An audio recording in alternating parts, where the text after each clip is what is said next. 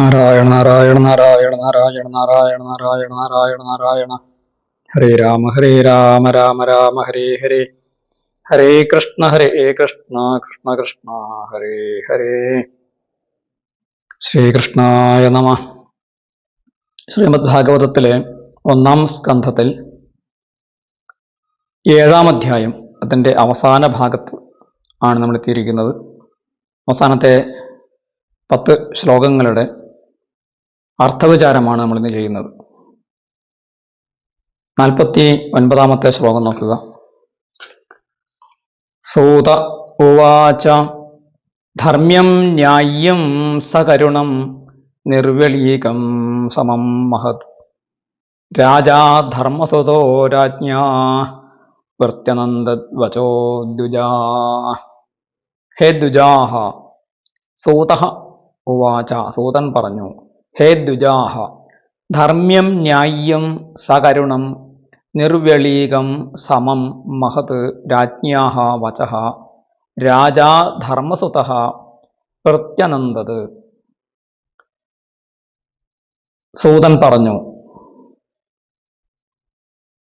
ഹേ ദ്വിജാഹ, അല്ലയോ ദ്വിജന്മാരെ, ധർമ്മ്യം ധർമ്മസംബന്ധമായത്, ധർമ്മത്തോടു കൂടിയത്, ന്യായ്യം ന്യായം എന്ന പദത്തിൽ നിന്നും അതുമായി ബന്ധപ്പെട്ടതാണ് ന്യായ്യം, ന്യായപരമായിട്ടുള്ളത് ന്യായ്യം.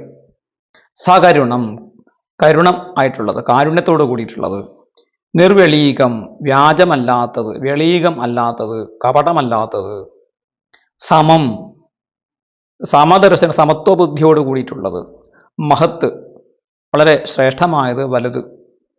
ഇങ്ങനെയൊക്കെ ഈ ഗുണങ്ങളോട് കൂടിയിട്ടുള്ള രാജ്ഞാഹ വചഃ, രാജ്ഞിയുടെ അതായത് പാഞ്ചാലിയുടെ വാക്ക്. രാജാ ധർമ്മസുതഃ, രാജാവായിരിക്കുന്ന ധർമ്മപുത്രര് പ്രത്യനന്ദത്, പ്രതിനന്ദിച്ചു, അഭിനന്ദിച്ചു, അത് നന്നായി എന്ന് പറഞ്ഞു. ഏത് വാക്യത്തെക്കുറിച്ചാണ് പറയുന്നത്? തൻ്റെ 5 മക്കളെയും നിഷ്കരുണം കൊല ചെയ്ത അശ്വത്ഥാമാവ് എന്ന ആ ഗുരുപുത്രനും അതേസമയത്ത് ആതതായിയും അതുപോലെ ബ്രഹ്മബന്ധുവുമായിട്ടുള്ള ആ ദുഷ്ടാത്മാവിനെ കൊല്ലരുത്, അദ്ദേഹത്തെ കെട്ടഴിച്ച് വിടൂ എന്ന് അർജുനനോട് പാഞ്ചാലി പറഞ്ഞ കാര്യം, ആ വാക്യമാണ് ഇവിടെ ധർമ്മ്യം ന്യായ്യം സകരുണം നിർവ്യളീകം സമം മഹത്. ഈ 6 ഗുണങ്ങളോട് കൂടിയിട്ടുള്ള വാക്യമാണ് പാഞ്ചാലി പറഞ്ഞത് എന്നാണ്. ധർമ്മത്തിന് യോജിച്ചത്, ന്യായത്തിന് നിരക്കുന്നത്, അതിൽ ഭൂതദയ കാരുണ്യം അടങ്ങിയിട്ടുണ്ട്, അതിൽ കാപട്യമില്ല. പിന്നെ അത് സമദർശനം സമബുദ്ധിയുള്ളതാണ്, മഹത്തായ വാക്യവുമാണ്. അപ്പോൾ സാധാരണ നമ്മുടെ സംഭാഷണത്തിൽ ഇത്തരം ഗുണങ്ങൾ ഉണ്ടായിരിക്കണം, ഷഡ്ഗുണങ്ങൾ ആയിരിക്കണം ഒരു വാക്യത്തിൽ ഉണ്ടായിരിക്കേണ്ടത് എന്ന് സാധാരണ ശാസ്ത്രം പറയുന്നുണ്ട്. അങ്ങനെയൊക്കെ ഈ ഗുണങ്ങളോട് കൂടിയിട്ടുള്ള ഈ വാക്യത്തെ ധർമ്മരാജാവ് ധർമ്മപുത്രര് അഭിനന്ദിച്ചു എന്നാണ് ഈ ശ്ലോകത്തിൽ പറയുന്നത്. അടുത്ത ശ്ലോകത്തിൽ എന്താണ് പറയുന്നത് നോക്കൂ. 50-ാമത്തെ ശ്ലോകത്തിൽ നകുല സഹദേവശ്ച യുവിധാനോ ധനഞ്ജയ ഭഗവാൻ ദേവകീ പുത്രോ യേ ചാന്യേ യാശ്ചയോഷിത.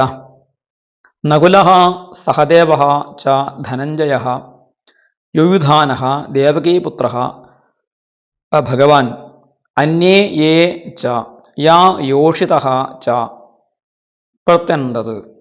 നകുലൻ, സഹദേവൻ, അർജുനൻ, യുയുധാനൻ. യുയുധാനൻ എന്ന് വെച്ചാൽ സാത്യകിയുടെ മറ്റൊരു പേരാണ്. സാത്യകൻ്റെ മകനായ സാത്യകി. ഈ സാത്യകി ഭഗവാൻ ശ്രീകൃഷ്ണൻ്റെ സന്തത സഹചാരിയും അദ്ദേഹത്തിൻ്റെ സഹായിയും അതുപോലെ സേനാനായകനും അതോടൊപ്പം ശ്രീമൻ അർജുനൻ്റെ ശിഷ്യനും കൂടിയാണ്. അർജുനൻ്റെ ശിഷ്യത്വത്തിൽ അദ്ദേഹം ധനുർവേദം പഠിച്ചിട്ടുണ്ട്. അങ്ങനെ അർജുനനുമായിട്ടുള്ള ഒരു ഗുരുശിഷ്യ ബന്ധവും ശ്രീകൃഷ്ണ ഭഗവാനുമായിട്ടുള്ള സൗഹാർദ്ദവും, അതുപോലെ അദ്ദേഹം ഒരു വീരനായ യോദ്ധാവാണ്, ധർമ്മബോധമുള്ള ആളാണ്. അതോടൊപ്പം അദ്ദേഹം യാദവന്മാരിൽ വളരെ പ്രമുഖനാണ്. അദ്ദേഹത്തിൻ്റെ അഭിപ്രായത്തിന് യാദവ കുലത്തിൽ വലിയ പ്രാധാന്യമുണ്ടായിരുന്നു. കുരുക്ഷേത്ര യുദ്ധത്തിന് തൊട്ട് മുമ്പായിട്ടുള്ള ഉദ്യോഗപർവം മഹാഭാരതം നോക്കിയാൽ ആ യുദ്ധത്തിന് വേണ്ടിയിട്ട് സന്നാഹം ചെയ്യുന്ന സമയത്ത് ബലഭദ്രസ്വാമി യുദ്ധം ഒഴിവാക്കണം, പാണ്ഡവന്മാരുടെ പക്ഷത്തും കൗരവന്മാരുടെ പക്ഷത്തും 2 പേരുടെ പക്ഷത്തും ന്യായവും അന്യായവും ഉണ്ട് എന്ന രീതിയിൽ അദ്ദേഹം ഒരു സമദൂര സിദ്ധാന്തം അവതരിപ്പിച്ചപ്പോൾ ആ ബലഭദ്രസ്വാമിക്ക് എതിരായിട്ട് അതിശക്തമായിട്ട് വാദിച്ച ഒരു യോദ്ധാവാണ് ഒരു സാത്വികൻ.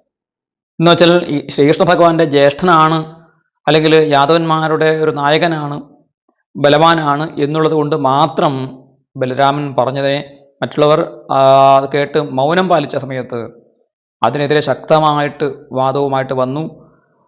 അങ്ങ് പറഞ്ഞത് ഭീരുക്കളുടെ വാക്യമാണ്, ബലഭദ്രയുടെ പേരെടുത്ത് പറയാതെ ഭീരുക്കളാണ് ധർമ്മപക്ഷത്ത് നിൽക്കാതെ ധർമ്മത്തിൻ്റെയും അധർമ്മത്തിൻ്റെയും ഇടയിൽ നിന്നുകൊണ്ട് ഒരു പക്ഷപാതരഹിതം എന്ന് ഭാവിക്കുന്ന വാക്യങ്ങളൊക്കെ പറയുക. ഇതങ്ങനെയല്ല, ധർമ്മം യുധിഷ്ഠിരൻ്റെ പക്ഷത്താണ് എന്ന്, അതുകൊണ്ട് യുദ്ധം ചെയ്യണമെന്നും വാദിച്ച ഒരാളാണ് സാത്വികി. യുദ്ധത്തിൽ അദ്ദേഹം വളരെ വീറോടുകൂടി പോരാടുകയും അധികമൊന്നും പരാജയം ഏറ്റുവാങ്ങാത്ത ഒരു പോരാളിയുമായിരുന്നു സാത്വികി. ആ സാത്വികിയുടെ കാര്യമാണ് ഇവിടെ പറയുന്നത്. അതുപോലെ ഭഗവാൻ ദേവകീ പുത്രനായിരിക്കുന്ന ശ്രീകൃഷ്ണ ഭഗവാനും പാഞ്ചാലിയുടെ വാക്യത്തെ അഭിനന്ദിച്ചു. എന്ന് വെച്ചാൽ ശ്രീകൃഷ്ണൻ അഭിനന്ദിച്ചു എന്ന് വെച്ചാൽ ശ്രീകൃഷ്ണ ഭഗവാൻ പറഞ്ഞു പാഞ്ചാലിയ പറഞ്ഞതും ശരിയാണ് എന്ന് ശരിവെച്ചു എന്നർത്ഥം. ഇനി അവിടെ വ്യത്യസ്തമായ മറ്റൊരു അഭിപ്രായം വരികയാണ്. സാക്ഷാൽ ഭീമസേനന്റെ വാക്കുകളാണ്. തത്രാഹ അമർഷിതോ ഭീമസ്തസ്യ ശ്രേയാൻ വധസ്മൃത ന ഭർത്തുർനാത്മനശ്ചാർത്ഥേ യോഹൻ സുപ്താൻ ശിശൂൻ വൃഥാ. തത്ര അമർഷിതഃ ഭീമഃ ആഹ യഃ സുപ്താൻ ശിശൂൻ ഭർത്തുഃ ആത്മനഃ ച അർത്ഥേ ന വൃഥാ അഹൻ തസ്യ വധഃ ശ്രേയാൻ സ്മൃതഃ. അവിടെ അമർഷത്തോടു കൂടിയ ഭീമസേനൻ ആഹ പറഞ്ഞു. എന്താണ് പറഞ്ഞത്? യഹ സുപ്താൻ ശിശൂൻ, ഉറങ്ങിക്കിടക്കുന്ന കുട്ടികളെ, ശിശുക്കളെ, ഭർത്തുഹു ആത്മനഃ ച അർത്ഥേ ന, തൻ്റെ യജമാനു വേണ്ടിയിട്ടോ തനിക്ക് തന്നെ വേണ്ടിയിട്ടോ അല്ലാതെ വൃഥാ അഹൻ, വെറുതെ കൊന്നുകളഞ്ഞു. തസ്യ വധഃ, അങ്ങനെയുള്ള അവൻ്റെ വധം, അവനെ വധിക്കുന്നത് ശ്രേയാൻ സ്മൃതഃ, കൂടുതൽ ശ്രേയസ്കരമാണ്, അവന് ശ്രേയസ്കരമാണ്. ഇതിന് കാരണം മുമ്പ് പറഞ്ഞു. രാജാവിൻ്റെ ദണ്ഡമേൽക്കുന്ന ആൾ രാജശിക്ഷ ഏറ്റുവാങ്ങിയിട്ട് കഴിവിലേറ്റപ്പെടുകയോ തൂക്കിലേറ്റപ്പെടുകയോ അല്ലെങ്കിൽ ഏതെങ്കിലും രീതിയിൽ വധിക്കപ്പെടുന്ന അല്ലെങ്കിൽ ശിക്ഷ ഏറ്റുവാങ്ങുന്ന ആളിന് മരണശേഷം നരകത്തിൽ പതിക്കേണ്ടി വരികയില്ല. ഈ ജന്മത്തിൽ തന്നെ, ഈ ലോകത്തിൽ വെച്ച് തന്നെ പാപനിഷ്കൃതി അടഞ്ഞ് അദ്ദേഹത്തിന് ശ്രേഷ്ഠമായ ലോകത്തിലേക്ക് പോകാൻ സാധിക്കും എന്നുള്ളത് കൊണ്ട് കുറ്റം ചെയ്ത ആളുകൾക്ക് രാജാവിൻ്റെ ദണ്ഡം അനുഭവിക്കേണ്ടി വരുന്നത് അവർക്ക് ശ്രേയസ്കരമാണ് എന്നുള്ള വാക്യത്തെയാണ് അദ്ദേഹം സ്മരിച്ചത്. അത് സ്മൃതി വാക്യമാണ് എന്ന രീതിയിൽ അദ്ദേഹം അനുസ്മരിച്ചു. അതുകൊണ്ട് അവനെ കൊല്ലണം എന്ന് ഭീമസേനൻ പറഞ്ഞത് ശാസ്ത്രവാക്യത്തെ അനുസരിക്കാൻ വേണ്ടി മാത്രമല്ല, അമർഷം കൊണ്ടുമാണ്. തൻ്റെ മക്കളെ അടക്കം 5 പേരെയും കൊന്നതിൻ്റെ ക്രോധം കൊണ്ടും അമർഷം കൊണ്ടുമാണ് അദ്ദേഹം ഇങ്ങനൊരു വാദം ഉന്നയിച്ചത് എന്നാണ് ഇവിടെ സൂചന. മറ്റ് നീതിബോധമല്ല അദ്ദേഹത്തെ നയിച്ചത്. പലപ്പോഴും അതിസാഹസം പ്രവർത്തിക്കുക, ക്രോധം കൊണ്ട് പല കാര്യങ്ങളും ചെയ്യുക, എടുത്തുചാട്ടം ചെയ്യുക, ഇതൊക്കെ ഭീമൻ ചെയ്യാറുണ്ട്. എങ്കിലും അദ്ദേഹവും തൻ്റെ ജ്യേഷ്ഠ സഹോദരനായ യുധിഷ്ഠിരനെ അനുസരിക്കുന്ന ഒരു ധർമ്മിഷ്ഠനായിരുന്നു. അത് മഹാഭാരതം എടുത്തു പറയുന്നുണ്ട്. ഏതായാലും ഭീമസേനൻ വ്യത്യസ്തമായ അഭിപ്രായം പറഞ്ഞു. ഭീമസേനനും ആരെങ്കിലും ഭയന്നിട്ട് ഒരു അഭിപ്രായം പറയുന്ന ആളല്ല. മറിച്ച് ഏത് സഭയിലും ഏത് സദസ്സിൽ വെച്ചിട്ടും തനിക്ക് തോന്നുന്ന അഭിപ്രായത്തെ വളരെ ധൈര്യപൂർവകമായിട്ട് പറയുന്ന ഒരാളാണ് ഭീമസേനൻ. അതുകൊണ്ടാണ് ഈ സന്ദർഭത്തിലും അദ്ദേഹം അത് തൻ്റെ സ്വാഭിപ്രായം അവിടെ രേഖപ്പെടുത്തിയത്. അത് കേട്ട് അവിടെ എന്താണ് ഒരു ആശയക്കുഴപ്പം ആണ് വരുന്നത്. എന്താണ്? നിശമ്യ ഭീമഗതിതം ദ്രൗപദ്യാശ്ച ചതുർഭുജ ആലോക്യവദനം സാഖ്യുരിതമാഹ ഹസന്നിവ. ഭീമഗതിതം ദ്രൗപദ്യാഹ ച നിശമ്യ ചതുർഭുജ സഖ്യു വദനം ആലോക്യ ഹസൻ ഇവ ഇദം ആഹ. ഭീമഗതിതം, ഭീമൻ പറഞ്ഞത്, ദ്രൗപദ്യാഹ ച, ദ്രൗപദി പറഞ്ഞതും, ദ്രൗപദിയുടെയും വാക്യം, നിശമ്യ കേട്ടിട്ട്, ചതുർഭുജ, ചതുർഭുജ എന്നത് ശ്രീകൃഷ്ണ ഭഗവാന്റെ പേരാണ്. ഇവിടെ 4 കൈയുള്ളവൻ എന്നാണ് അർത്ഥം. ഭഗവാന് 4 കൈകളുള്ള ആളായിട്ട് അപൂർവം ചില സന്ദർഭങ്ങളിൽ ഭാഗവതത്തിൽ പറഞ്ഞിട്ടുണ്ട്. പൊതുവെ അദ്ദേഹം ദ്വിഭുജനാണ്, 2 കൈയുള്ളവനാണ്. പക്ഷേ ഇടക്ക് ആവിഷ്കൃത ചതുർഭുജനായിട്ട് അദ്ദേഹം ഇരിക്കാറുണ്ട് എന്നും ശ്രീധരാചാര്യ സ്വാമികൾ പറയുന്നു. മറ്റ് ചില സന്ദർഭങ്ങളിൽ അദ്ദേഹം അതിനെ അങ്ങനെ വ്യാഖ്യാനിച്ചിട്ടുമുണ്ട്. ഇവിടെ പല അഭിപ്രായം വന്നപ്പോൾ ശ്രീകൃഷ്ണ ഭഗവാൻ അവിടെ ചതുർഭുജനായിട്ട്, എന്ന് വെച്ചാൽ നിരവധി വ്യത്യസ്തമായ അനേകം അഭിപ്രായങ്ങളെ എങ്ങനെ സമന്വയിപ്പിച്ച് കൊണ്ടുപോകാം എന്ന് അറിയുന്നവനായിട്ട് എന്നുകൂടി അവിടെ ഒരു ഗൂഢമായ അർത്ഥം നമുക്ക് വായിച്ചെടുക്കാൻ സാധിക്കും. സഖ്യുഹു വദനം ആലോക്യ ഹസൻ ഇവ ഇതം ആഹ. സഖ്യുഹു വദനം, തൻ്റെ സുഹൃത്തിൻ്റെ മുഖത്തെ നോക്കിയിട്ട്, ആലോക്യ നോക്കിയിട്ട്, ഹസൻ ഇവ ചിരിക്കുന്നത് പോലെ, ഇതം ആഹ ഇങ്ങനെ പറഞ്ഞു. ഭീമന്റെയും ദ്രൗപദിയുടെയും വാക്യം കേട്ടിട്ട്, എന്ന് വെച്ചാൽ വളരെ വിഭിന്നമായ പരസ്പര വിരുദ്ധമായ രണ്ട് വാക്യങ്ങളെ കേട്ടിട്ട് ചതുർഭുജനായ ഭഗവാൻ സുഹൃത്തായ അർജുനന്റെ മുഖത്തെ നോക്കി ചിരിക്കുന്നവൻ എന്ന പോലെ, ചിരിച്ചിട്ടെന്നതുപോലെ ഇങ്ങനെ പറഞ്ഞു എന്നാണ്. അത് ഭഗവാന്റെ ഒരു സ്വഭാവമാണ്. ഗീതാശാസ്ത്രം അർജുനന്റെ മുന്നിൽ അവതരിപ്പിക്കുന്ന സമയത്തും ഭഗവാൻ പ്രഹസൻ ഇവ ഭാരത, നന്നായി ചിരിക്കുന്നത് പോലെ എന്നാണ്. കാരണം അർജുനന്റെ ഉള്ളിലുണ്ടായ ഈ സംശയം, ഈ പലതരത്തിലുള്ള ചോദ്യങ്ങൾ, ധർമ്മസംബന്ധമായ ചോദ്യങ്ങൾ, അതിന് കൃത്യമായ മറുപടി താൻ കൊടുക്കാൻ പോവുകയാണ്. അർജുനന് അതുകൊണ്ട് തന്നെ ഈ ഒരു സംശയം, ഈ ഒരു വിഷാദം ഈ സന്ദർഭത്തിൽ ഉണ്ടായത് അർജുനന്റെ ശ്രേയസ്സിന് വേണ്ടി തന്നെയാണ്. അർജുനന് മഹത്തായ ഒരു ദർശനം, മഹത്തായ ഒരു ശാസ്ത്രം താൻ ഉപദേശിച്ചു കൊടുക്കാൻ പോവുകയാണ്. അതായിരിക്കാം ശ്രീകൃഷ്ണ ഭഗവാന്റെ ആ സമയത്തുള്ള ചിരിയുടെ അർത്ഥം. ഇവിടെയും ശ്രീകൃഷ്ണ ഭഗവാൻ അർജുനന്റെ ധർമ്മബോധത്തെ പരീക്ഷിക്കുകയാണ്. ഇവിടെ നിരവധി അഭിപ്രായങ്ങൾ വന്നു. ഒരേ ശാസ്ത്രത്തിൽ തന്നെ പലതരത്തിൽ പറഞ്ഞിട്ടുണ്ട്. ശാസ്ത്ര വാക്യങ്ങൾ പരസ്പര വിരുദ്ധമാകുമ്പോൾ, അല്ലെങ്കിൽ പരസ്പരമായ ഒരു ബന്ധം ഇല്ലാതെ വരുന്ന സമയത്ത് എങ്ങനെയാണ് ധർമ്മം അനുഷ്ഠിക്കുക? അങ്ങനെ വരുമ്പോൾ ഒരു ധർമ്മസങ്കടം, ഒരു ഡൈലമ്മ ഉണ്ടായിത്തീരും. ഏത് ചെയ്യണം, ഏത് ചെയ്തുകൂടാ എന്നുള്ള ഒരു സംശയം വന്നു ചേരുമ്പോൾ, സങ്കടം വന്നു ചേരുമ്പോൾ എങ്ങനെയാണ് ധർമ്മം അനുഷ്ഠിക്കുക? ഇതാണ് ധർമ്മം പഠിച്ച, ധർമ്മശാസ്ത്രങ്ങൾ പഠിച്ച ഒരാളിൻ്റെ മുന്നിലുള്ള ഏറ്റവും വലിയ പരീക്ഷ. പണ്ടുകാലത്ത് ഇത്തരം പരീക്ഷകൾ, പ്രായോഗിക പരീക്ഷകൾ ഇങ്ങനെ ഒരു ഈ രീതിയിൽ നടത്താറുണ്ടായിരുന്നു എന്നർത്ഥം. ഇന്നത്തെ കാലത്ത് എഴുത്ത് പരീക്ഷയായിട്ടൊക്കെ നടത്തുന്നത് പോലെ പഠിച്ച കാര്യങ്ങളെ, മനസ്സിലാക്കിയ ശാസ്ത്രത്തെ ആചരിച്ച് കാണിക്കുന്നതിലാണ് ഒരാളുടെ ബുദ്ധി വൈഭവം തെളിയിക്കേണ്ടത്. ഭഗവാൻ ഇത്തരം ഒരു സങ്കീർണ ഘട്ടത്തിൽ, യുദ്ധത്തിന് തൊട്ട് മുമ്പ് അർജുനന്റെ മുന്നിൽ ഒരു സങ്കീർണമായ ഒരു ഘട്ടം ഉണ്ടാക്കി. ആ സങ്കീർണ ഘട്ടത്തെ അതിജീവിക്കാൻ വേണ്ടിയിട്ട് ശാസ്ത്രം ഉപദേശിച്ചു കൊടുത്തു. ആ സമയത്ത് ഉപദേശിച്ച ശാസ്ത്രം ഇപ്പോഴും എന്താണ്? പ്രാധാന്യമുള്ളതാണ്. അപ്പോൾ എന്ത് ചെയ്യണം, എന്ത് ചെയ്തുകൂടാ, കർത്തവ്യ ആകർത്തവ്യങ്ങൾ, ധർമാധർമ്മങ്ങൾ, ചെയ്യേണ്ടതും ചെയ്തുകൂടാത്തതും, ധർമ്മവും അധർമ്മവും ഏതാണ് എന്ന് വിവേചനം ചെയ്ത് അറിയാനുള്ള ബുദ്ധി അർജുനനിൽ ഉണ്ടായിട്ടുണ്ടോ എന്നാണ് അദ്ദേഹം പരീക്ഷിക്കുന്നത്. അതുകൊണ്ട് പാർത്ഥന്റെ ധർമ്മം ഭഗവാൻ പരീക്ഷിക്കുകയാണ്. ആ പരീക്ഷകന്റെ ചിരിയാണ് ഇവിടെ ചിരിച്ചത്. അതാണ് ഭഗവാന്റെ ചിരിയുടെ അർത്ഥം എന്ന് വേണം മനസ്സിലാക്കാൻ. അങ്ങനെ അദ്ദേഹം പറയുകയാണ്, ഭഗവാൻ പറയുകയാണ്. 53-ാമത്തെ ശ്ലോകം ഭഗവാന്റെ വാക്യമാണ്. അവിടെ ശ്രീകൃഷ്ണ ഉവാച എന്ന് ചില പാഠങ്ങളിൽ കാണാം. ശ്രീമദ് ഭാഗവതത്തിൽ ശ്രീകൃഷ്ണ ഉവാച എന്ന ഒരു വാക്യം 2-3 സ്ഥലങ്ങളിൽ മാത്രമേ വന്നിട്ടുള്ളൂ. ബാക്കി എല്ലായിടത്തും ശ്രീ ഭഗവാനുവാച എന്നാണ് വന്നിട്ടുള്ളത്. അപ്പോൾ ഇവിടെ ചില പാഠങ്ങളിൽ, ചില പുസ്തകങ്ങളിൽ ശ്രീ ഭഗവാനുവാച എന്ന് തന്നെ കാണാം.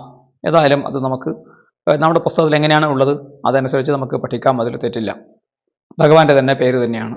ശ്രീകൃഷ്ണനും ശ്രീ ഭഗവാനും ഒരാൾ തന്നെയാണ്.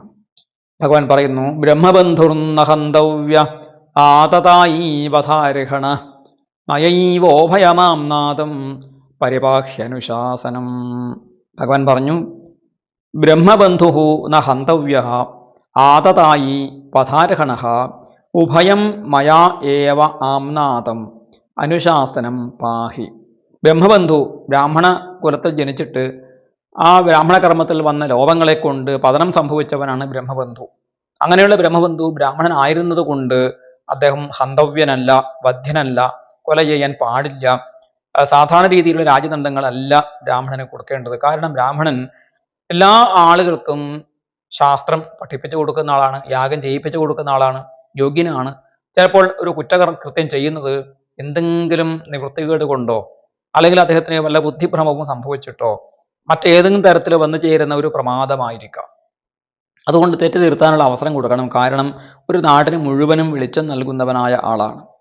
അതുകൊണ്ടാണ് ആ ബ്രാഹ്മണന്, ജ്ഞാനിയായിട്ടൊരു വ്യക്തിക്ക് ഇങ്ങനെ ചില വിട്ടുവീഴ്ചകൾ, ഇങ്ങനെ ചില ആനുകൂല്യങ്ങൾ ചെയ്തു കൊടുക്കുന്നത് എന്നർത്ഥം. അപ്പോൾ ബ്രഹ്മബന്ധുവിനെ കൊല്ലാൻ പാടില്ല എന്ന നിയമം. ആതതായി വധാർഹണ. ആതതായിയുടെ ലക്ഷണം ഞാൻ കഴിഞ്ഞ പ്രാവശ്യം പറഞ്ഞു. എന്താണ്? അഗ്നിതോ ഗരതശ്ചൈവ മുതലായ ലക്ഷണങ്ങൾ. മറ്റുള്ളവരെ തീ വെച്ച് കൊല്ലുന്നവൻ, വിഷം കൊടുത്ത് കൊല്ലുന്നവൻ, ഭാര്യമാരെ അപഹരിക്കുന്നവൻ, കൃഷിഭൂമി അപഹരിക്കുന്നവൻ, ശസ്ത്രങ്ങളെ കൊണ്ടു നടക്കുന്നവൻ, ഇങ്ങനെയുള്ള ഒരു ഭീകരവാദിയാണ്, ഭീകരന്മാരെയാണ് എന്ത് പറയുക, ആതതായി എന്ന് പറയുക. ആതതായികളെ കണ്ടാൽ കൊല്ലണമെന്ന് സ്മൃതിവാക്യമുണ്ട്. ആതതായിനമായാന്തമപി വേദാന്ത പാരകം ജിഘാംസന്തം ജിഘാംസീയാന്നതേന ബ്രഹ്മഹ ഭവേത്. ആതതായിയെ കണ്ടു കഴിഞ്ഞാൽ അത് വേദാന്ത പാരകൻ, വേദങ്ങളുടെ അന്തം കണ്ടിട്ടുള്ള, അവസാനം കണ്ടിട്ടുള്ളവൻ എന്നർത്ഥം എടുക്കാം. അല്ലെങ്കിൽ വേദാന്ത ദർശനത്തിന്റെ അക്കരെ കടന്നവൻ എന്ന് വെച്ചാൽ അതിനെ പഠിച്ചവൻ, അതിനെ പൂർണ്ണമായി മനസ്സിലാക്കിയവൻ ആണെങ്കിൽ പോലും എന്നാണ്. ജിഘാംസന്തം, നമ്മളെ കൊല്ലാൻ വരുന്നവനെ കൊല്ലുക എന്നുള്ളത് ബ്രഹ്മഹത്യാ പാപം ഉണ്ടാക്കുന്നതല്ല. സാധാരണ ഒരു വേദാന്തജ്ഞാനിയായ ഒരാളെ കൊല്ലുന്നത് ബ്രഹ്മഹത്യാ പാപത്തിന് തുല്യമാണ്. പക്ഷേ ആതതായി ആണെങ്കിൽ ആ പാപമില്ല എന്നാണ് ഈ ശ്ലോകത്തിന്റെ സാധാരണ അർത്ഥം. അത്തരം ഒരാളെ കൊന്നില്ലെങ്കിൽ ബ്രഹ്മഹത്യ ഉള്ളവനായി തീരും എന്ന് വേണമെങ്കിൽ ഇതിനെ വേറൊരു തരത്തിൽ അന്വയിച്ചിട്ട് ഈ അർത്ഥം എടുക്കുകയും ചെയ്യാം. ഏതായാലും ആതതായി ആണെങ്കിൽ പിന്നെ അവിടെ അവന്റെ കുലമോ അവന്റെ മറ്റ് മഹത്വങ്ങളോ അവന്റെ മറ്റ് പശ്ചാത്തലങ്ങളോ നോക്കേണ്ട കാര്യമില്ല. കൊല്ലുക തന്നെയാണ് വേണ്ടത്, ഉചിതം എന്ന് സ്മൃതികൾ പറഞ്ഞിട്ടുണ്ട്. അപ്പോൾ അങ്ങനെ ആതതായികളെ കൊല്ലണമെന്നുള്ള വാക്യവും ബ്രഹ്മബന്ധുവിനെ ബ്രാഹ്മണനെ കൊല്ലരുത് എന്ന വാക്യവും മയാ ഏവ ഉഭയം ആംനാദം, ഈ രണ്ട് കാര്യവും ഞാൻ തന്നെയാണ് ഈ ശാസ്ത്രഗ്രന്ഥങ്ങളിൽ പറഞ്ഞിട്ടുള്ളത്. വേദവാക്യങ്ങളും സ്മൃതിവാക്യങ്ങളും ഭഗവാനിൽ നിന്ന് തന്നെ ഉണ്ടായതാണ്. ഭഗവാന്റെ നിശ്വാസ വായുവിൽ നിന്നാണ് വേദങ്ങളും, ആ വേദത്തിൽ നിന്നാണ് മറ്റ് ശാസ്ത്രങ്ങളും ഉണ്ടായത്. അപ്പോൾ എല്ലാറ്റിനെയും കർത്താവ് ആരാണ്? ആത്യന്തിക തലത്തിൽ ഭഗവാൻ തന്നെയാണ്. മയാ ഏവ ഉഭയം ആംനാദം, ഇത് രണ്ടും ഞാൻ തന്നെയാണ് ഈ ശാസ്ത്ര ഗ്രന്ഥങ്ങളിൽ കാണിച്ചു കൊടുത്തിട്ടുള്ളത്. അതുകൊണ്ട് അനുശാസനം പാഹി, നീ ആ ശാസ്ത്രവാക്യങ്ങളുടെ ശാസനത്തെ നീ പരിപാലിച്ചാലും അതിനെ അനുസരിച്ചാലും എന്നാണ് പറയുന്നത്. എങ്ങനെ അനുസരിക്കാനാണ്? ഒരേ ഗ്രന്ഥത്തിൽ തെക്കോട്ട് പോകണമെന്നും വടക്കോട്ട് പോകണമെന്നും രണ്ട് അഭിപ്രായം പറഞ്ഞാൽ നമ്മൾ ഏതിനെയാണ് അനുസരിക്കുക? അത് അനുസരിക്കാൻ വേണ്ടിയിട്ടാണ് നമുക്ക് ബുദ്ധി, വിവേകം എന്ന ഒരു ഭാവത്തെ തന്നിട്ടുള്ളത്, ബുദ്ധി എന്ന ഒരു അവയവത്തെ തന്നിട്ടുള്ളത്. അപ്പോൾ ആ ബുദ്ധിയെ ഉപയോഗിക്കണം. അപ്പോൾ മറ്റു ശാസ്ത്രങ്ങളെ അതിനോട് കൂടി ചേർത്ത് ചിന്തിക്കണം. പരമധർമ്മം ഏതാണ് എന്ന് ചിന്തിക്കണം. മഹാഭാരതത്തിലും മറ്റും അഹിംസാ പരമോധർമ്മ എന്ന് പറഞ്ഞിട്ടുണ്ട്. അഹിംസയാണ് പരമധർമ്മം എന്ന് പറഞ്ഞിട്ടുണ്ട്. അപ്പോൾ ഒരാളെ കൊന്നു കഴിഞ്ഞാൽ അതുകൊണ്ട് ലോകത്തിന് ഹിതകരമാകുമോ എന്ന് നോക്കിയിട്ടാണ് കൊല്ലണോ വേണ്ടയോ എന്ന് തീരുമാനിക്കേണ്ടത്. ലോകഹിതമാണ് പ്രധാനം, അല്ലാതെ അവനവൻ്റെ സ്വാർത്ഥമായ ഏതെങ്കിലും കാര്യമല്ല. അവനവന് ക്രോധം വന്നുകൊണ്ട് കൊല്ലുക അത് പരമധർമ്മമല്ല. മറിച്ച് ലോകഹിതത്തിന് വേണ്ടിയിട്ടാണെങ്കിൽ ആതതായിയെ കൊന്നാൽ കുഴപ്പമില്ല, ബ്രാഹ്മണനായാലും കൊന്നാൽ കുഴപ്പമില്ല എന്നൊക്കെയുള്ള വിവേചനങ്ങൾ ചെയ്യണം. വിവേകപൂർണമായ ചിന്ത അതിൻ്റെ പിന്നിൽ വേണം എന്നുള്ളതാണ്. അപ്പോൾ കൊല്ലുന്ന ആളിൻ്റെ അല്ലെങ്കിൽ കർമ്മം ചെയ്യുന്ന ആളിൻ്റെ മനോഭാവമാണ് ആ കർമ്മം പാപമാണോ പുണ്യമാണോ എന്ന് തീരുമാനിക്കുന്നത്. അല്ലാതെ ആ കർമ്മം ഏതെങ്കിലും ഒരു കർമ്മത്തെ നമുക്ക് പൊതുവായിട്ട് അത് അങ്ങനെ ചെയ്യാൻ പാടില്ല, അല്ലെ ഇങ്ങനെ ചെയ്യണം എന്ന് നിഷ്കർഷിക്കാൻ പറ്റില്ല. ചെയ്യുന്ന ആളിൻ്റെ മനോഭാവമാണ് പ്രധാനം. സതുദ്ദേശത്തോടു കൂടിയിട്ടാണെങ്കിൽ ഒരു കൊലപാതകമാവുകയില്ല.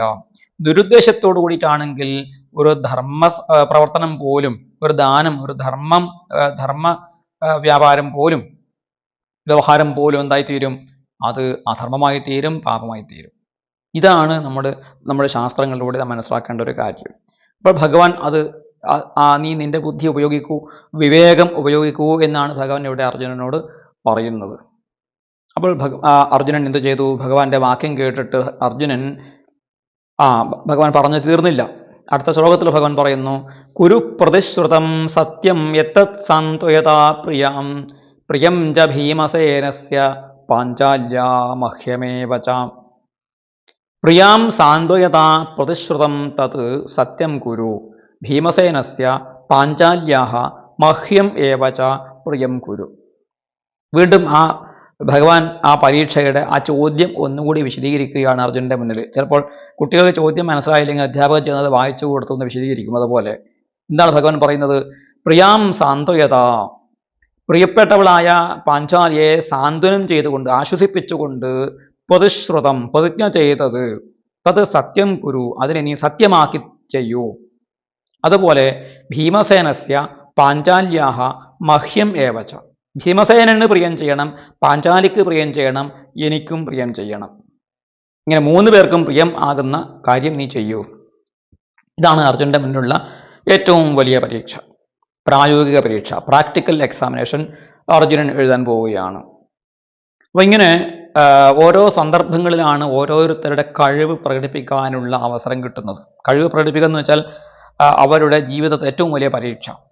ഒരാൾ വില്ലാളി വീരനാണോ, ഒരാൾ ധാർമ്മികനാണോ, ഒരാൾ ദാനം ചെയ്യുന്നവനാണോ, ഒരാൾ പണ്ഡിതനാണോ, ഒരാൾ സമർത്ഥനാണോ എന്നൊക്കെ തീരുമാനിക്കുന്നത് അതാത് സന്ദർഭങ്ങളാണ് എന്ന് നമ്മുടെ ശാസ്ത്രം പറയുന്നു. അതുകൊണ്ടാണ് മഹാഹവേ ശസ്ത്രഭൃതാം പരീക്ഷ, ഹുതാശനെ ഹാടക സംപരീക്ഷ, ആപത്തുകാലേ ഗൃഹിണീ പരീക്ഷ, വിദ്യാവതാം ഭാഗവതേ പരീക്ഷ എന്ന് നമ്മുടെ ഒരു ശാസ്ത്രവാക്യമുണ്ട്. വലിയ യുദ്ധത്തിൽ ഒരു യോദ്ധാവിൻ്റെ ആയോധന പാടവം എങ്ങനെയാണ് അളക്കേണ്ടത്? വലിയ യുദ്ധത്തിൽ ജയിക്കുക എന്നുള്ളതാണ്. അല്ലാതെ ഞാൻ ഇന്ന പരീക്ഷ പാസ്സായിട്ടുണ്ട്, ബ്ലാക്ക് ബെൽറ്റ് ആണ്, അല്ലെങ്കിൽ കളരി പഠിച്ചിട്ടുണ്ട്, അല്ലെങ്കിൽ ഇന്ന അസ്ത്രങ്ങൾ ഉപയോഗിക്കാൻ പഠിച്ചിട്ടുണ്ട്, എല്ലാ തരത്തിലുള്ള ദിവ്യാസ്ത്രങ്ങളും അറിയാം, എല്ലാ ആയുധങ്ങളും പ്രയോഗിക്കാൻ അറിയാം എന്ന് പറഞ്ഞ് അതിൻ്റെ തിയറി പരീക്ഷ എഴുതിക്കൊണ്ടോ അല്ലെങ്കിൽ അത് ചെയ്ത് കാണിച്ചിട്ടോ കാര്യമില്ല. വലിയൊരു യുദ്ധം വരുന്ന സമയത്ത് ആ യുദ്ധത്തിൽ തൻ്റെ ഇടത്തോട് കൂടിയിട്ട് യുദ്ധം ചെയ്ത് അതിനെ ജയിക്കാൻ സാധിച്ചാൽ അതാണ് ഒരു യോദ്ധാവിൻ്റെ പരീക്ഷ. അതാണ് അത് ജയിക്കലാണ് യോദ്ധാവിൻ്റെ ജയം. അതുപോലെ ഹുതാശനെ ഹാടക സംപരീക്ഷ. ഹാടകം എന്ന് വെച്ചാൽ സ്വർണം നമുക്ക് അതിൻ്റെ മാറ്റ് നോക്കണമെങ്കിൽ അഗ്നിയിലിട്ടാണ് അതിനെ പരീക്ഷിക്കുക. അഗ്നിയിലാണ് സ്വർണത്തെ പരീക്ഷിച്ച് നോക്കേണ്ടത്. സ്വർണത്തിൻ്റെ ഗുണം, അതിൻ്റെ മൂല്യം, അത് നല്ല ഇനമാണോ എന്ന് നോക്കുന്നത് തീയിലിട്ടിട്ടാണ്. ആപത്തികാലേ ഗൃഹിണീ പരീക്ഷ. ഒരു കുടുംബത്തിൽ ആപത്ത് വരുമ്പോഴാണ് ആ കുടുംബത്തിലെ കുടുംബിനിയായ വീട്ടമ്മയുടെ സാമർഥ്യം തെളിയിക്കേണ്ടത്. എല്ലാവരെയും ആശ്വസിപ്പിക്കുക, എല്ലാവർക്കും ശക്തി പകർന്നു കൊടുക്കുക, പരസ്പരം വഴക്കില്ലാതെ മുന്നോട്ട് കൊണ്ടുപോവുക മുതലായ കാര്യങ്ങൾ ആപത്ത് കാലത്ത്, ദുഃഖകാലത്ത് ഒരു വീട്ടമ്മയുടെ സാമർഥ്യം അവിടെയാണ് കാണിക്കേണ്ടത്. അതാണ് വീട്ടമ്മയുടെ പരീക്ഷ. വിദ്യാവതാം ഭാഗവതേ പരീക്ഷ. വിദ്വാനായിട്ടുള്ള പണ്ഡിതനായിട്ടുള്ള ഒരാളിൻ്റെ അറിവിനെ അളക്കാനുള്ള ഒരു മാർഗം എന്താണ്? ഭാഗവതത്തെ പഠിച്ചിട്ടുണ്ടോ എന്ന് പരിശോധിക്കുക. ഭാഗവതത്തിൻ്റെ ഓരോ പദത്തിൻ്റെയും പദപദാർത്ഥങ്ങൾ പറഞ്ഞുകൊണ്ട് അതിനെ വ്യാഖ്യാനിക്കാൻ സാധിക്കുന്നുണ്ടോ എന്നുള്ളതാണ് ഒരു വിദ്യ നേടിയിട്ടുള്ള ആളിൻ്റെ ലക്ഷണം. അതാണ് അയാൾക്ക് പരീക്ഷ എന്നാണ് അവിടെ പറയുന്നത്. അപ്പം ഇതുപോലെ ഇവിടെ അർജുനനെ സംബന്ധിച്ചിടത്തോളം ഇതൊരു കാര്യാകാര്യങ്ങളെക്കുറിച്ച്, ധർമാധർമ്മങ്ങളെക്കുറിച്ച് അർജുനന് തീരുമാനിക്കാൻ കഴിവുണ്ട് എന്ന് തെളിയിക്കാനുള്ള ഒരു അവസരം കൊടുക്കുകയാണ്. തൻ്റെ മക്കൾ മരിച്ച സമയത്താണ് ഈ ഒരു പരീക്ഷ എന്ന് ആലോചിക്കണം. അപ്പോൾ അത്രയധികം സങ്കീർണമായിട്ടുള്ള ഒരു സന്ദർഭത്തിലും ഭഗവാൻ അർജുനന് അല്ലെങ്കിൽ പാണ്ഡവന്മാർക്ക് എല്ലാവർക്കും അതിലൂടെ നമുക്കും ചില ഉപദേശങ്ങൾ തരികയാണ്, പഠിപ്പിക്കുകയാണ് ജഗദ്ഗുരുവായിട്ടുള്ള ഭഗവാൻ.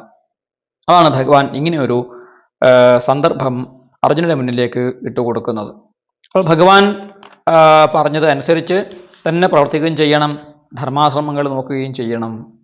അപ്പോൾ അർജുനൻ എന്ത് ചെയ്തു? അർജുനൻ എങ്ങനെ അത് പരിഹരിച്ചു എന്നാണ് അടുത്ത ശ്ലോകത്തിൽ പറയുന്നത്.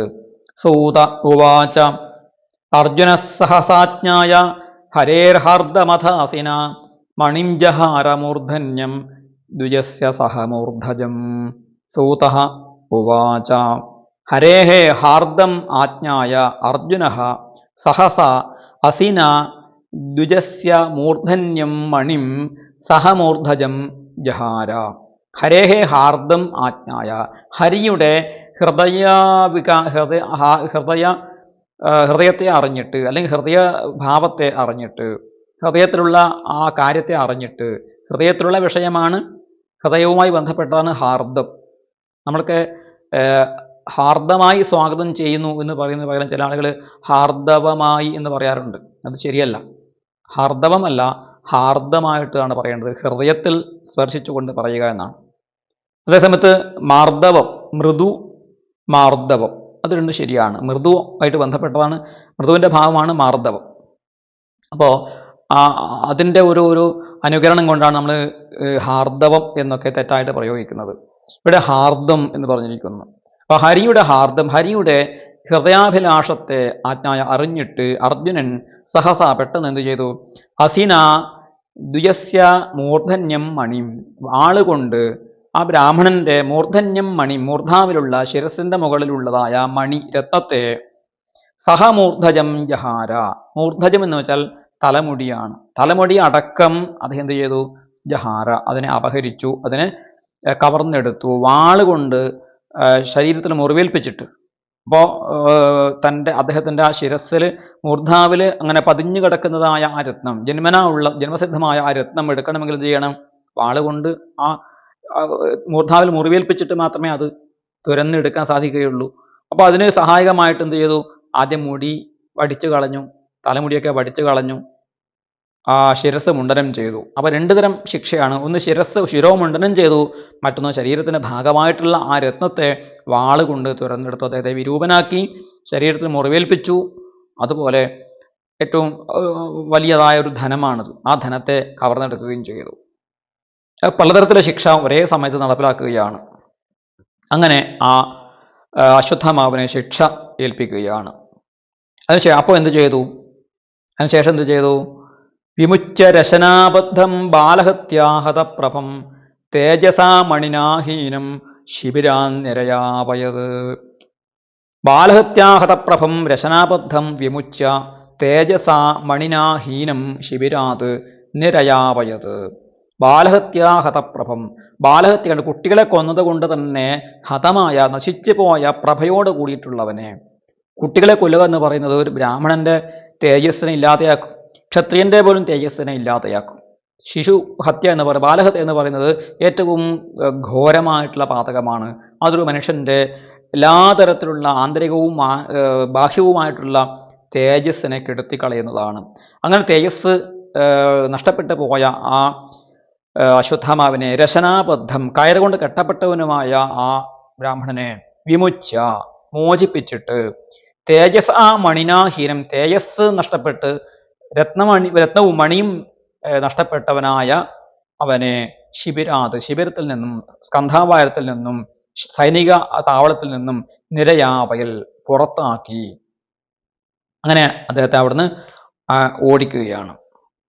അടുത്ത ശ്ലോകത്തിൽ ഒരു തത്വം പറയുന്നു, ശാസ്ത്രതത്വം പറയുകയാണ്. വപനം ദ്രവിണാദാനം സ്ഥാനാനിര്യാപണം തഥാ ഏഷ ഹി ബ്രഹ്മബന്ധൂനാം വധോ നാന്യോസ്തി ദൈഹിക. വപനം ദ്രവിണാദാനം തഥാ സ്ഥാനാത് നിര്യാപണം ബ്രഹ്മബന്ധൂനാം വധഃ ഏഷഃ ഹി ദൈഹികഃ ന. വപനം എന്ന് വെച്ചാൽ തല മൊട്ടയടിക്കുക, ശിരോമുണ്ഡനം ചെയ്യുക. ദ്രവിണാദാനം, ദ്രവ്യത്തെ, സമ്പത്തിനെ അപഹരിച്ചെടുക്കുക, കണ്ടുകെട്ടുക, ജപ്തി ചെയ്യുക എന്നർത്ഥം. സ്ഥാനാത് നിര്യാപണം, സ്ഥാനത്ത് നിന്നും താഴെ ഇറക്കുക, സ്ഥാനഭ്രഷ്ടനാക്കുക, പദവിയിൽ നിന്നും താഴെ ഇറക്കുക, ഒരാളെ കൊണ്ട് രാജിവെപ്പിക്കുക, അധികാരത്തിൽ നിന്നും വലിച്ചു താഴെ ഇടുക. ബ്രഹ്മബന്ധൂനാം വധഃ ഏഷഃ ഹി. ബ്രഹ്മബന്ധുക്കളുടെ വധ എന്ന് പറയുന്നത് ഇതൊക്കെ തന്നെയാണ്. തല മുട്ടയടിച്ച് അപമാനിക്കുക, തല മുട്ടയടിച്ചാൽ തല തന്നെ കൊയ്ത് കളഞ്ഞതിൻ്റെ ഫലമാണ്. സമ്പത്ത് കണ്ടുകെട്ടുക, ജപ്തി ചെയ്യുക, സ്ഥാനഭ്രഷ്ടനാക്കുക, പിന്നെയോ നാട് കടത്തുക, ഇതൊക്കെ എന്താണ്? ബ്രാഹ്മണന് കൊടുക്കേണ്ടതായ പരമാവധി ശിക്ഷയാണ്. ദൈഹിക എന്ന് വെച്ചാൽ ശാരീരികമായിട്ടുള്ള ശിക്ഷ പാടില്ല. അപ്പോൾ വപനം ശാരീരികമല്ലേ എന്ന് ചോദിച്ചാൽ ശാരീരികമാണെങ്കിൽ പോലും തല മുട്ടയടിച്ചാൽ ഒരാൾ മരിച്ചു പോവില്ലല്ലോ, ശരീരത്തിന് അംഗവൈകല്യം വരുന്നില്ല, പക്ഷെ ഒരു വൈരൂപ്യം വരും, അത്രയേ ഉള്ളൂ. അങ്ങനെയുള്ള ശിക്ഷയാണ് കൊടുക്കേണ്ടത് എന്ന് ശാസ്ത്രം പറഞ്ഞിട്ടുമുണ്ട്. അതുകൊണ്ട് അർജുനൻ ചെയ്തത് ശാസ്ത്രസമ്മതവുമാണ്, കൊന്നതിന് തുല്യമാണ്. വധിക്കണമെന്ന് പറഞ്ഞു, വധ്യതാം എന്ന് പറഞ്ഞു, വധിച്ചു. അങ്ങനെ വധത്തിന് തുല്യമായിട്ടുള്ള ശിക്ഷ കൊടുത്തു. അപ്പോൾ വധം തന്നെയായി. ഇങ്ങനെ ഭഗവാൻ മഹാഭാരതത്തിൽ വേറെയും സന്ദർഭങ്ങളിൽ അർജുനന് പ്രതിജ്ഞ നിറവേറ്റാൻ വേണ്ടിയിട്ട് ചില ഉപായങ്ങൾ പറഞ്ഞു കൊടുത്തിട്ടുണ്ടായിരുന്നു. കർണനോട് യുദ്ധത്തിൽ തോറ്റിട്ട്, കുരുക്ഷേത്രത്തിൽ വെച്ച കർണനോട് യുദ്ധത്തിൽ തോറ്റ് അപമാനിതനായിട്ട് തിരിച്ചു വന്ന യുധിഷ്ഠിര രാജാവ് അർജുനൻ ശിബിരത്തിൽ വന്നപ്പോൾ അർജുനൻ ആണ് വാസ്തവത്തിൽ ധർമ്മപുത്രരെ രക്ഷിക്കേണ്ടിയിരുന്നത്. ആ സമയത്ത് അവിടെ എത്താൻ സാധിച്ചില്ല എന്നുള്ളത് കൊണ്ട് യുധിഷ്ഠിര മഹാരാജാവ് അർജുനനെ നിന്ദിച്ചു. അർജുനന്റെ വില്ലിനെയും ഗാണ്ഡീവത്തെയും നിന്ദിച്ചു. നിന്റെ ഗാണ്ഡീവം ഒന്നിനും കൊള്ളില്ല, നീയും ഒന്നിനും കൊള്ളില്ല, എന്നെ രക്ഷിക്കാൻ നിനക്ക് സാധിച്ചില്ലല്ലോ, ഞാൻ ജീവനും കൊണ്ട് ഓടി രക്ഷപ്പെടുകയായിരുന്നു എന്ന് പറഞ്ഞു. അപ്പോൾ അർജുനൻ ഒരു പ്രതിജ്ഞ ചെയ്തിട്ടുണ്ടായിരുന്നു, എന്നെ എന്ത് പറഞ്ഞാലും കുഴപ്പമില്ല, എൻ്റെ വില്ലിനെ ആരെങ്കിലും കുറ്റപ്പെടുത്തിയാൽ അവരെ ഞാൻ തൽക്ഷണം കൊല്ലും എന്നുള്ള ഒരു പ്രതിജ്ഞ ചെയ്തിട്ടുണ്ടായിരുന്നു. അർജുനൻ ഉടനെ യുധിഷ്ഠിരനെ കൊല്ലാൻ വേണ്ടിയിട്ട് വില്ലും കുലച്ചുകൊണ്ട് വരികയാണ്. ഭഗവാൻ ശ്രീകൃഷ്ണൻ അദ്ദേഹത്തെ തടഞ്ഞു നിർത്തിക്കൊണ്ട് പറഞ്ഞു, അർജുന, നീ എന്ത് ഭാവിച്ചാണ് ഇപ്പോൾ ചെയ്യാൻ പോകുന്നത്? നിന്റെ അച്ഛനെ തുല്യനായിട്ടുള്ള ജ്യേഷ്ഠനെ കൊല്ലാൻ പോവുകയാണ്. അതിൽ പരം അധർമ്മം വേറെ എന്താ ഉള്ളത്? അപ്പോൾ അർജുനൻ പറഞ്ഞു, ഞാനിങ്ങനെ പ്രതിജ്ഞ ചെയ്തിട്ടുണ്ട് ഭഗവാനെ, അതുകൊണ്ട് കൊല്ലാതിരിക്കാൻ നിർവാഹമില്ല. എൻ്റെ പ്രതിജ്ഞയാണ്. ഭഗവാൻ പറഞ്ഞു, പ്രതിജ്ഞ പാലിക്കാൻ ഒരു വഴിയുണ്ട്, ഞാൻ പറഞ്ഞു തരാം. ഞാനും ഇങ്ങനെ പ്രതിജ്ഞയൊക്കെ ചെയ്യാറുണ്ട്, പക്ഷെ അതൊന്നും ഞാൻ പലപ്പോഴും പാലിക്കാറില്ല. കാരണം എന്താണ്? ആ പ്രതിജ്ഞയിൽ നിന്ന് രക്ഷപ്പെടാനുള്ള വഴിയും ഞാൻ കണ്ടെത്തും. അതാണ് ഉപായം കൊണ്ടാണ് അതൊക്കെ ചെയ്യേണ്ടത്. എന്താണ്? ഒരാളെ കൊല്ലുന്നതിന് പകരം അയാളെ അപമാനിച്ചാൽ മതി. നീ അതുകൊണ്ട് ജ്യേഷ്ഠനെ അപമാനിച്ചോളൂ എന്ന് പറഞ്ഞു. അർജുനൻ ഉടനെ തന്നെ ഈ യുധിഷ്ഠിര മഹാരാജാവിനെ പല തരം വാക്കുകളെ കൊണ്ട് അപമാനിക്കുകയാണ്. ചൂതുകളിൽ തോൽക്കാൻ കാരണക്കാരനായതും, ഭാര്യയെ പണയം വെച്ച് കളിച്ചതും, ഭാര്യ അപമാനിക്കപ്പെട്ടപ്പോൾ പ്രതികരിക്കാതിരുന്നതും, കാട്ടിൽ കഴിയേണ്ടി വന്നതും ഒക്കെ ആയ കാര്യങ്ങളൊക്കെ പറഞ്ഞ് യുധിഷ്ഠിര മഹാരാജാവിനെ അപമാനിക്കുകയാണ്. എല്ലാം ചെയ്തു കഴിഞ്ഞപ്പോൾ അർജുനന് കുറ്റബോധം കൊണ്ട് അദ്ദേഹം വളരെയധികം വ്യാകുലനായി തീർന്നു. അദ്ദേഹം പറഞ്ഞു, തൻ്റെ ജ്യേഷ്ഠനെ, പിതൃതുല്യനായ ജ്യേഷ്ഠനെ വധിച്ച ഞാൻ ഇനി ജീവിക്കാൻ അർഹനല്ല, ഞാൻ ജീവൻ ഒടുക്കുകയാണ്, മരിക്കാൻ പോവുകയാണ് എന്ന് പറഞ്ഞു. ഭഗവാൻ പറഞ്ഞു, അതിനും പരിഹാരമുണ്ട്. ഒരാൾ മരിക്കുക എന്ന് വെച്ചാൽ മരണത്തിന് തുല്യമായൊരു കാര്യം ചെയ്താൽ മതി. ആത്മപ്രശംസ ആത്മഹത്യക്ക് തുല്യമാണ്. നീ ആത്മഹത്യ ചെയ്യാതെ ആത്മപ്രശംസ ചെയ്താൽ മതി എന്ന് പറഞ്ഞു. അങ്ങനെ അർജുനൻ തൻ്റെ വീര്യം, ശൗര്യം, പരാക്രമം, താൻ ചെയ്ത വീരകൃത്യങ്ങളെക്കുറിച്ചൊക്കെ പറഞ്ഞ് ആത്മപ്രശംസ ചെയ്തിട്ട് സ്വയം മരണത്തെ സ്വീകരിച്ചതായിട്ട് സങ്കല്പിച്ചു. അപ്പോൾ ഇങ്ങനെ പ്രതിജ്ഞ ചെയ്താൽ ആ പ്രതിജ്ഞ ചിലപ്പോൾ നമ്മൾ എടുത്തുചാടി ചെയ്യുന്ന പല പ്രതിജ്ഞകളുമുണ്ട്. അങ്ങനെയുള്ള എടുത്തുചാട്ടം കൊണ്ട് ചെയ്യുന്ന പ്രതിജ്ഞകളെ നിറവേറ്റുകയും ചെയ്യാം. അതേസമയത്ത് അതുകൊണ്ട് നമ്മുടെ ജീവനോ അല്ലെങ്കിൽ ലോകത്തിനോ ഒരു തരത്തിൽ നഷ്ടമില്ലാത്ത രീതിയിൽ നമുക്ക് ധർമ്മത്തിൽ ചില വിട്ടുവീഴ്ചകൾ ചെയ്യാൻ സാധിക്കും. ധർമ്മം എന്ന് പറയുന്നത് ലോകത്തിൻ്റെ നിലനിൽപ്പിന് വേണ്ടി ചെയ്യുന്ന വിട്ടുവീഴ്ചകളാണ്, ത്യാഗങ്ങളാണ്. ആ ത്യാഗങ്ങളിൽ സ്വന്തം അഭിമാനം ത്യജിക്കേണ്ടി വരും, സമ്പത്ത് ത്യജിക്കേണ്ടി വരും, സ്വന്തം ബന്ധുക്കളെ, സ്വജനങ്ങളെ ത്യജിക്കേണ്ടി വരും, സ്വന്തം നാടിനെ ത്യജിക്കേണ്ടി വരും, ചെറിയ ചെറിയ സുഖങ്ങളെ ത്യജിക്കേണ്ടി വരും. ചെറുതും വലുതുമായ ത്യാഗങ്ങൾ ലോകഹിതത്തിന് വേണ്ടിയിട്ട്, വലിയ കാര്യങ്ങൾക്ക് വേണ്ടിയിട്ട് ചെറിയ ചെറിയ വസ്തുക്കളെ ത്യജിക്കുക എന്നുള്ളതാണ് ധർമ്മത്തിൻ്റെ ഒരു തത്വം. അത് ഭഗവാൻ കാണിച്ചു കൊടുക്കുകയാണ്. പ്രതിജ്ഞയും ചിലപ്പോൾ ത്യജിക്കേണ്ടി വരും. ആ പ്രതിജ്ഞയിൽ നമുക്ക് എന്ത് ചെയ്യാം? ചെറുതായിട്ട് വെള്ളം ചേർക്കാം. ലോകഹിതത്തിന് വേണ്ടിയിട്ട്, നമ്മുടെ ജീവൻ അപകടത്തിലാകാതിരിക്കാൻ വേണ്ടിയിട്ട് അതിൽ വെള്ളം ചേർക്കുന്നത് ധർമ്മവിരുദ്ധമല്ല എന്ന് ഭഗവാൻ കാണിച്ചു കൊടുക്കുകയാണ്, ധർമ്മസ്വരൂപനായ ഭഗവാൻ. ഇവിടെയും ഈ രണ്ട് തരത്തിലുള്ള ധർമ്മത്തിൻ്റെ ഒരു സംശയം, ധർമാധർമ്മങ്ങളെക്കുറിച്ചുള്ള ഒരു വലിയ ആശയക്കുഴപ്പം വന്നപ്പോൾ ഭഗവാൻ അർജുനൻ്റെ ആ ഒരു വിവേകത്തെ ഇവിടെ പരീക്ഷിക്കുകയാണ്. താൻ പലപ്പോഴായിട്ട് പറഞ്ഞു കൊടുത്തതും ചെയ്യിപ്പിച്ചതുമായ കൃത്യമായ ധർമ്മ പാഠങ്ങൾ അർജുനൻ പഠിച്ചിട്ടുണ്ടോ എന്ന് പരീക്ഷിച്ചു. അർജുനൻ അതിൽ വിജയശ്രീ ലാളിതനായി എന്നും കണ്ടു. അടുത്ത ശ്ലോകം നോക്കൂ, അവസാനത്തെ ശ്ലോകം. പുത്രശോകാതുരാ സർവേ പാണ്ഡവാ സഹ കൃഷ്ണയാ സ്വാനാം മൃതാനാം യത്കൃത്യം ചക്രുർനിർഹരണാദികം. അവിടെ പുത്രശോകാതുരാഹ സർവേ പാണ്ഡവാഹ കൃഷ്ണയാ സഹ മൃതാനാം സ്വാനാം നിർഹരണാദികം യത് കൃത്യം ചക്രുഹു. പുത്രശോകത്താൽ ആതുരന്മാരായ എല്ലാ പാണ്ഡവന്മാരും, തങ്ങളുടെ മക്കൾ മരിച്ചതിൽ ദുഃഖിതരായിട്ടുള്ള എല്ലാ പാണ്ഡവന്മാരും, കൃഷ്ണയാ സഹ പാഞ്ചാലിയോടൊപ്പം, മൃതാനാം സ്വാനാം നിർഹരണാദികം മരിച്ചവരായ സ്വന്തക്കാരുടെ ദാഹകർമ്മങ്ങൾ, മരണാനന്തര ക്രിയകൾ കൃത്യം എന്തൊക്കെയാണ് ചെയ്യേണ്ടിയിരുന്നത്, ചക്രുഹു അത് ചെയ്തു മുഴിപ്പിച്ചു. മരിച്ചവർക്കുള്ള അന്ത്യേഷ്ടി കർമ്മങ്ങളൊക്കെ ചെയ്തു എന്ന് പറഞ്ഞുകൊണ്ട് ആ അധ്യായം അവിടെ അവസാനിക്കുകയാണ്. 7-ാം അധ്യായം അവസാനിക്കുന്നു. 8-ാം അധ്യായത്തിലേക്ക് നമുക്ക് കടക്കാം.